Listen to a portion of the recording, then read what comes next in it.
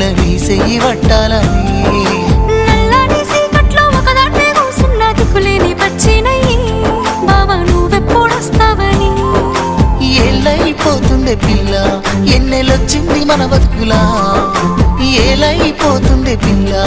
ఏలు వట్టంగా వస్తున్నాయా ఇన్నాళ్ళ ఎడబాటు ఎడవాసిపోతుందిలే ఈ సీనయ్య గుంటున్నదే సినదారా నీ కోసము ఈ దూరాన్ని చెరుపుతూ తీరాల తెగిరింది అందాల ఈ మానము